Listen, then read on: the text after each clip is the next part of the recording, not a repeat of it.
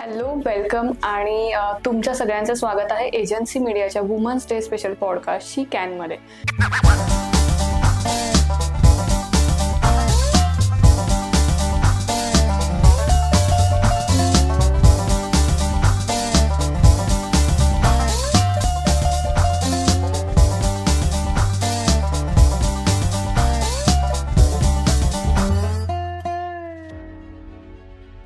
शी कॅनमध्ये आपण भेटत आहोत अमेझिंग वुमन्सला, ज्यांनी बिझनेस जगामध्ये स्वतःची एक वेगळी ओळख निर्माण केली आहे. तर आज आपण भेटणार आहोत संध्या धुमाळ यांना. सो वेलकम संध्या मॅम. थँक्यू. मॅम, तुमच्याबद्दल आणि ब्रूक हायजीन बद्दल आमच्या ऑडियन्सला आपल्या प्रॉडक्ट बद्दल थोडीशी इन्फॉर्मेशन सांगा. मी Sandhya Umesh Dhumal, founder member of Foodesia dietetics. आपण नवीनच सॅनिटरी नॅपकिन्स लॉन्च केले आहेत, जे की 100% युटेरस प्रोटेक्शन पॅड्स आहेत. त्यात ॲलोवेरा कूलिंग इफेक्ट आहे आणि सेल्फ डिस्पोजेबल पॅड्स आहेत ब्रूक हायजीन. ब्रूक हायजीन बद्दल तुम्ही काय सांगाल? कारण आता जे आहेत सॅनिटरी नॅपकिन्स, त्यामध्ये आपल्याला खूप सारे न्यूज येतात की प्लास्टिकचा वापर होतो आणि प्लास्टिकमुळे हे काही होतं, तर हे खरं आहे का? हो, आता जे सध्या मार्केटमध्ये नॅपकिन्स आहेत ते प्लास्टिक बेस आणि केमिकल बेस नॅपकिन्स आहेत. आणि आपण जे नॅपकिन्स बनवले आहेत ते 100% हॉट एअर कॉटननी बनलेले आहेत आणि सेल्फ डिस्पोजेबल आहेत. त्यात आपण 6 प्रकारच्या वर्ल्ड क्लास चीफ ॲड केले आहे, जे आपलं टेक केअर करतात, जे आपलं pH मेंटेन ठेवतात. त्यात आपण ॲलोवेरा कूलिंग इफेक्ट दिला आहे, त्यामुळे ब्लड सर्क्युलेशन सुरळीत होतं. प्लस महिलांना इचिंग, बर्निंग, रॅशेसचे जे प्रॉब्लेम्स होतात ते फेस करावे लागणार नाही. आणि सगळ्यात मोठा प्रॉब्लेम म्हणजे डिस्पोजलचा, तर तो आपण सॉल्व्ह केला आहे. महिलांना पॅड फेकायचं खूप टेन्शन असतं यूज केल्यानंतर, की बाबा कुठे टाकायचं, कसं टाकायचं.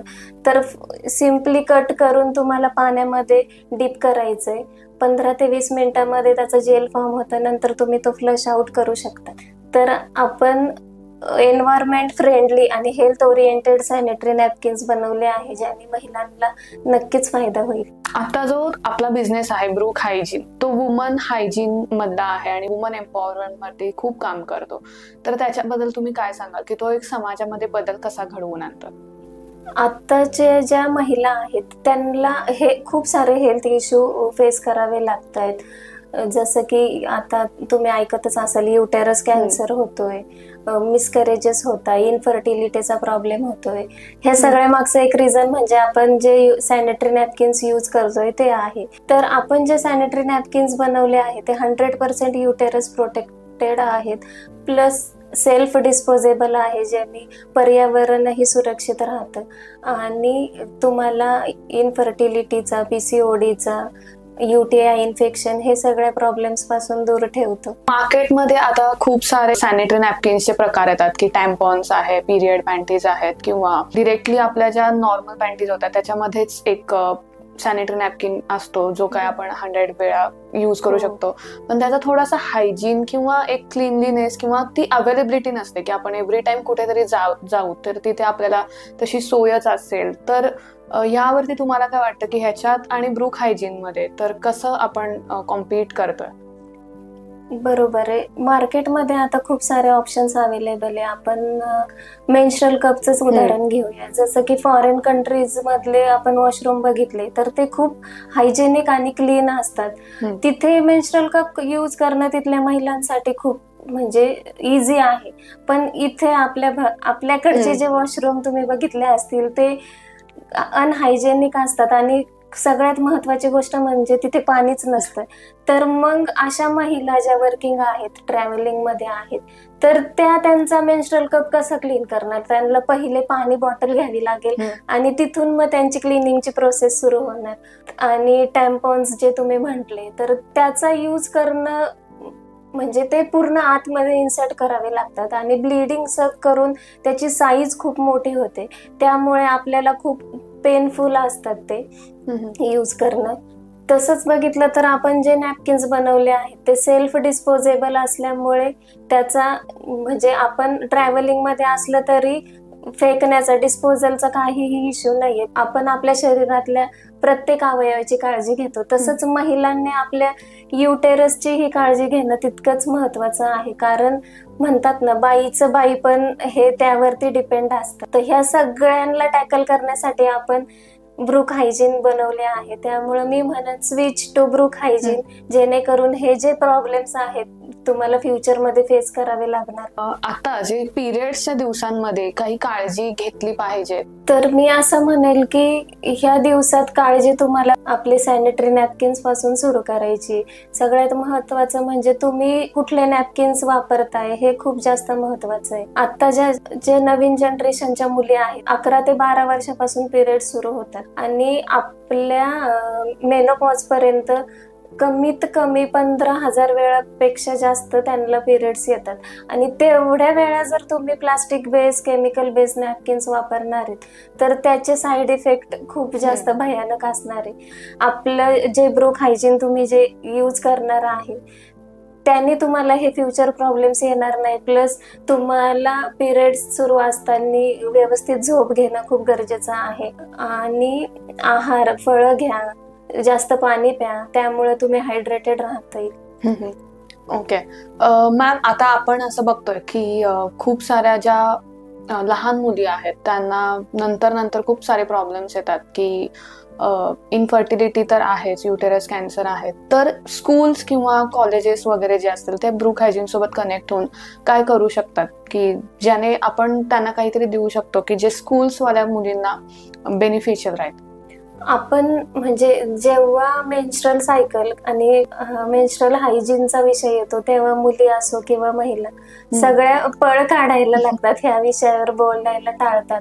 पण त्यासाठी आपण वेगवेगळ्या ठिकाणी कॅम्पेन्स राबवतोय, महिलांना, मुलींना म्हणजे अवेअरनेस करतोय की बाबा त्यांना ह्या बाबतीत माहिती व्हावं. तर असे कॅम्पेन्स आपण राबवतोय जेणेकरून त्यांना मेन्स्ट्रल हायजीन काय असतं आणि त्या वेळेत काय करायला पाहिजे, कुठले नॅपकिन्स यूज करायला पाहिजे, कशी काळजी घ्यायला पाहिजे, ह्या सगळ्या गोष्टी अवेअर होतील.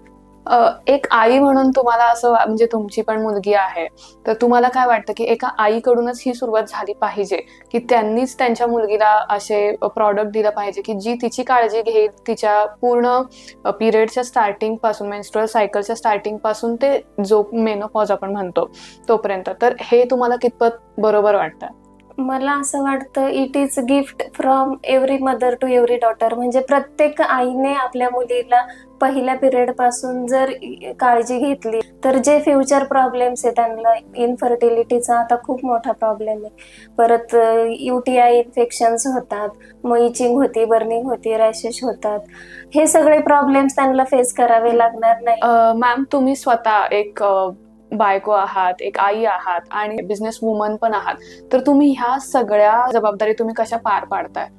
तर या मागे माझ्या मिस्टरांचा खूप मोठा रोल आहे. ते मला प्रत्येक गोष्टीत सपोर्ट करताय. म्हणजे त्यांनी मला कधीच कुठल्या कामासाठी अडवलं नाही किंवा हे करू नको, ते करू नको. मी असं म्हणेन की त्यांनी मला घडवलं आहे, ते माझ्या पाठीशी उभे आहेत, त्यामुळे मी ह्या सगळ्या गोष्टी करू शकले.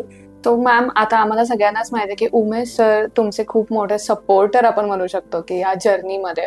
तर तुम्हाला काय वाटतं की जेंडर रोल्स घरी चेंज होतात का, की जसं ऑफिसमध्ये? आणि तुमचा त्यांच्याबरोबर काम करण्याचा एक्सपिरियन्स कसा आहे? की एका आपण म्हणतो की पुरुषाच्या मागे एक बाई असते, पण कधी कधी बाईच्या मागे पण एक पुरुष असू शकतो. नाही, मला घरीही त्यांचा तेवढाच सपोर्ट आहे. जसं आम्ही सोबत बिझनेस करतो आणि नवरा बायको व्हायच्या आधी आम्ही एक चांगले मित्र मैत्रीण आहोत.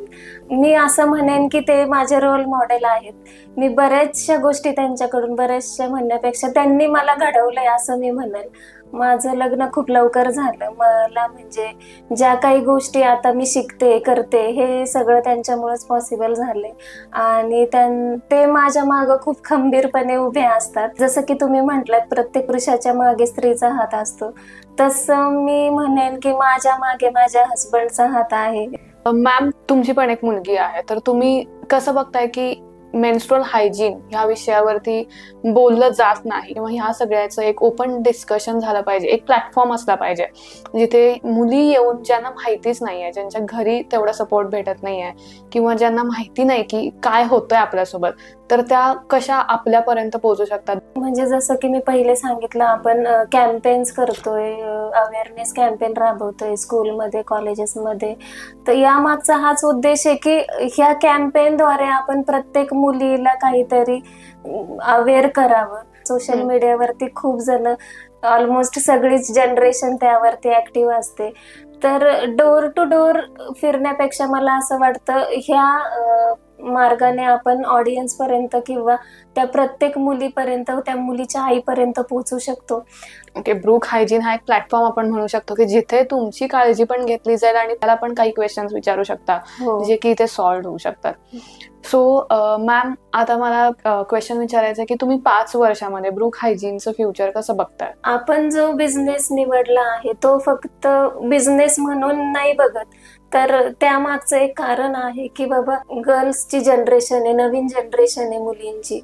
म्हणजे आपण जे किंवा आपल्या आयांनी किंवा आम्ही जे प्रॉब्लेम फेस केले बाबा, की ते त्यांना फेस करावे नाही लागणार, त्यासाठी आपण ब्रूक हायजीन बनवलं आहे. ओके मॅम, आता आपण एक कम्युनिटी क्रिएट करतोय की जी वुमन हायजीन वरती काम करते. त्या कम्युनिटीला एक तिच्या टार्गेट ऑडियन्स पर्यंत पोहोचवायला, की जे काही आपल्या स्कूल गोईंग मुली असतील किंवा ज्यांचे फर्स्ट पिरियड्स येणार आहेत किंवा ज्या कॉर्पोरेट वुमन्स आहेत ज्या ऑफ्टन ट्रॅव्हल करत असतात की खूप साऱ्या मीटिंग्सला जावं लागतं, तर तेव्हा पण हे डिस्पोजलचे प्रॉब्लेम्स येतात. तर एवढा वास्ट ऑडियन्स आपण कसा रीच करू शकतो आणि त्यामध्ये तुम्हाला सोशल मीडियाची कशी हेल्प होतीये? मला असं वाटतं की ह्या सगळ्या ऑडियन्स पर्यंत पोहोचण्यासाठी, म्हणजे लवकरात लवकर पोहोचण्यासाठी सोशल मीडिया हे खूप चांगलं ऑप्शन आहे. तर त्याच्या थ्रू आपण त्यांच्यापर्यंत पोहोचून त्यांना अवेअर करून ब्रूक हायजीन तुम्ही कसं यूज करू शकता आणि त्याचा तुमच्या आयुष्यात किती मोठा बदल होऊ शकतो ते यूज केल्यानंतर. म्हणजे एक ट्रॅडिशनल मार्केटिंग की आपण आधी करत होतो की न्यूजपेपरला ऍड्स देणं असेल, पण ते एका लिमिट पर्यंत राहतं की जर आपण जरी ऍड्स जरी कुठे लावायच्या म्हटल्या की स्टिक करायच्या म्हटल्या तरी पण त्याला एक लिमिट येतं की तेवढ्याच टार्गेट ऑडियन्स आजूबाजूचे लोक बघणार. पण ह्यातून तुम्हाला वाटतंय का की एक इथून तुमचा दुसरा ऑडियन्स दुसऱ्या कुठल्या तरी पॉइंटला आहे पण तो तुमच्याशी कनेक्टेड आहे? आपण जे पोस्टर वगैरे लावतो किंवा न्यूजपेपरमध्ये ऍड देतो, तर हे फक्त त्या लिमिटेड सिटीसाठी असतं. जेव्हा आपण सोशल मीडिया मार्केटिंग करतो तेव्हा त्यात ऑप्शन्स असतात की बाबा तुम्ही तिथून शॉप करू शकता, बाय करू शकता. आणि फक्त हे एका सिटीपर्यंत लिमिटेड राहत नाही, तर आपण प्रत्येक सिटीतल्या प्रत्येक मुलीपर्यंत याच्या थ्रू पोहोचू शकतो असं मला वाटतं.